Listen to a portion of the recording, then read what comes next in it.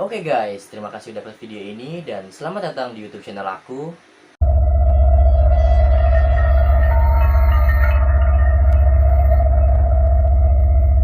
Sebuah ide yang keluar dari pikiran seseorang bisa menjadi sebuah penemuan baru yang hebat. Namun sayangnya, saat ide tersebut dikemukakan, bukan hanya sang penemu saja yang bisa mengolahnya, namun juga orang lain dengan niat yang berbeda-beda. Ada yang baik, namun juga ada yang buruk. Maka dari itu, sebenarnya banyak penemu yang berhasil mengubah kehidupan manusia, tapi tidak sedikit juga penemu yang menyesal, bahkan membenci penemuannya sendiri. Di video kali ini kita akan membahas penemu-penemu yang menyesal dengan penemuannya sendiri. Lantas, siapa sajakah penemunya? Langsung saja, ceki bro.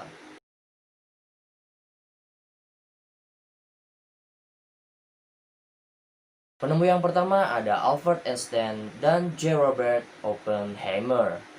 Mereka masuk dalam penemu yang membenci hasil penemuannya. Dua penemu ini adalah sosok jenius di balik terciptanya sebuah bom atom yang menghancurkan kota Hiroshima dan Nagasaki pada tahun 1945. Bom atom sebenarnya pertama kali diciptakan oleh Oppenheimer di Los Alamos Lab dengan bantuan dari Einstein dan teori-teori jeniusnya. Sayangnya, Oppenheimer dan Einstein menghabiskan sisa hidupnya menyesali kontrak yang ditandatangani dengan Presiden Amerika Serikat kala itu karena hasil penemuannya digunakan untuk berperang dan memakan banyak korban jiwa. Hal itulah yang membuat mereka jadi penemu yang membenci hasil penemuannya sendiri. Gimana menurut kalian guys? Apa kalian setuju? Atau kalian punya pendapat lain, pendapat positif atau negatifnya ketika bom atom ditemukan? Komen di bawah. Next.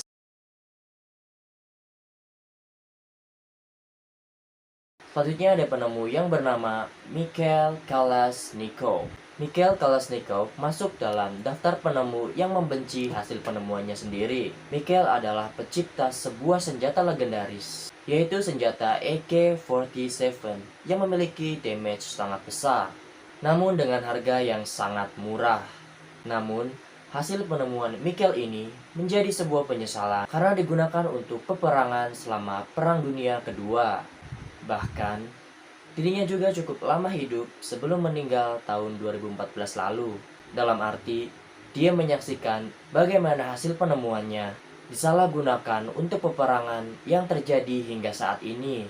Apalagi, senjata ini kerap diidentikan dengan para teroris yang menggunakan senjata ini karena harganya yang murah. Maka dari itu, dirinya menjadi salah satu penemu yang membenci penemuannya sendiri. Bisa kalian bayangin guys, menurut aku mereka menyesal karena secara tidak langsung mereka ikut andil menjadi seorang pembunuh dari korban-korban yang terbunuh oleh penemuan mereka guys.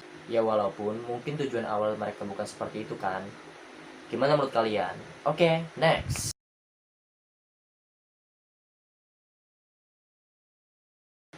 Selanjutnya ada penemu yang bernama Alfred Nobel. Bagi kamu yang menyukai bidang fisika, pasti sudah tidak asing lagi dengan Alfred Nobel ini. Nama Nobel juga sering dikaitkan dengan ilmu pengetahuan, teknologi, bahkan perdamaian. Salah satunya untuk menghormati sang penemu yang menyesal karena penemuannya. Nobel adalah seorang insinyur yang akhirnya berhasil menemukan sebuah cara untuk meledakkan batu besar secara efisien. Dia menggunakan bahan bernama nitroglycerin dan silika untuk menciptakan sebuah benda bernama Dynamite. Dirinya pun menyesal karena telah menemukan Dynamite ini.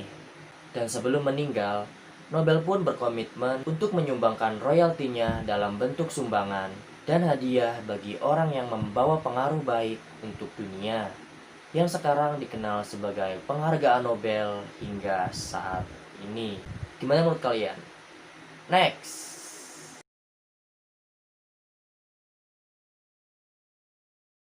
Selanjutnya ada penemu yang bernama Ethan Zuckerman. Kalau kalian pernah kesal dengan iklan yang tiba-tiba muncul saat menggunakan internet, mungkin kalian bisa menyalahkan si Ethan Zuckerman ini. Dirinya adalah penemu sistem iklan otomatis yang ada hingga saat ini. Zuckerman yang saat ini menjabat sebagai salah satu kepala di Institut Teknologi Massachusetts. pernah mengirimkan sebuah esai kepada surat kabar di Atlantik dan mengaku bertanggung jawab atas kekesalan orang terhadap iklan otomatis ciptaannya. Hingga kini, dirinya menjadi salah satu penemu yang menyesal karena membuat kesal orang lain saat menggunakan internet. Gimana menurut kalian? Oke, next.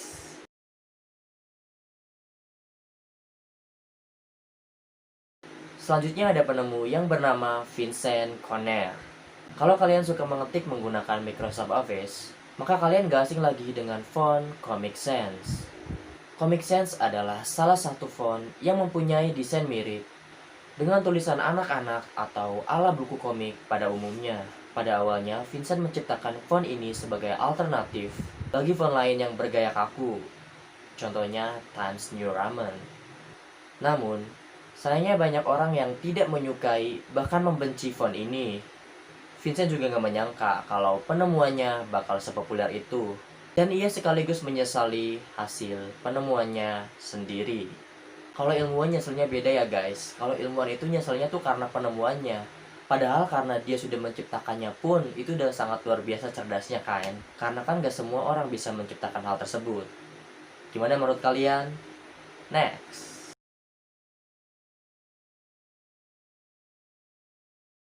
Selanjutnya dan ini yang terakhir, ada penemu yang bernama Dong Nguyen. Nguyen apa Nguyen guys? Sorry kalau salah ya guys. Siapa yang tidak kenal dengan game Flappy Bird? Game ini tiba-tiba menjadi sangat fenomenal karena sulit untuk dimainkan, bahkan oleh penemunya sendiri. Dong Nguyen sang penemu tiba-tiba menjadi orang kaya karena pendapatan dari games yang dia ciptakan ini. Sayangnya, uang tidak membuatnya bahagia. Dong Nguyen merasa menyesal karena telah menciptakan game ini. Apalagi dirinya harus mendapatkan teror dari telepon, email, dan tweet tentang dirinya. Karena hal itulah, dirinya masuk dalam daftar penemu yang membenci hasil penemuannya sendiri. Oke guys, itulah tadi beberapa penemu yang membenci hasil penemuannya sendiri. Apa kalian punya pendapat lain? Atau ada penemu yang belum aku sebutkan? Komen di bawah ya guys. Terima kasih sudah menonton video ini. Jika kalian mendapat hal baru, silakan like, komen, dan subscribe. Dukung channel ini dengan share ke teman-teman kalian. Mari pecahkan misteri, belajar hal baru, dan berbagi kebahagiaan. Bye-bye.